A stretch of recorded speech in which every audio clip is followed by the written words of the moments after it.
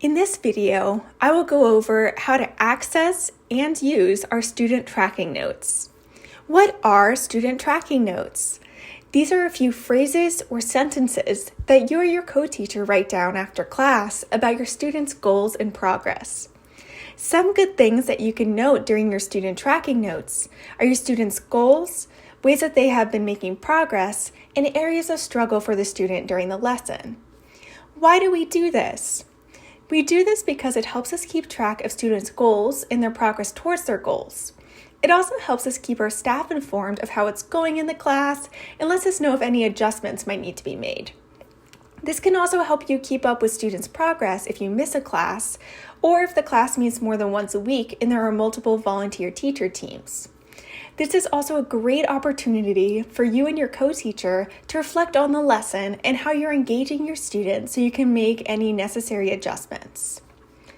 You'll receive a physical folder that contains your student tracking notes.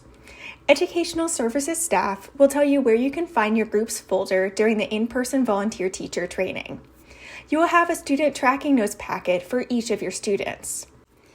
On the first page, you will see some basic information about your student filled out by our staff, such as their name, their country of origin, and their language background. During registration, we ask students why they want to learn English in both a multiple choice and open-ended format. We have transcribed students' responses to the open-ended questions. You can find your students' responses to this question here. We also ask students to rate how comfortable they feel using English language skills on a scale from 1 to 5, where 1 is very uncomfortable and 5 is very comfortable. You can find their responses to these questions here. Please note that this section may be blank at the time of the in-person volunteer teacher training if your student is a returning student. We often have returning students complete the goals form on the first day of class, since they typically do not have to go through the entire registration process again. Staff may have included additional relevant notes about the student in this section. Since these documents contain students' personally identifiable information, you must leave the student tracking notes at Esperanza Center so that staff can properly store them. After each class, you will look for the student tracking note packets for the students who attended class that day. You'll write the date in the first column. In the second column, please include the names of the lesson or lessons used in the class.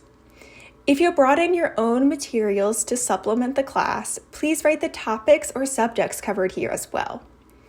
Write the target skills covered in the class for the day here.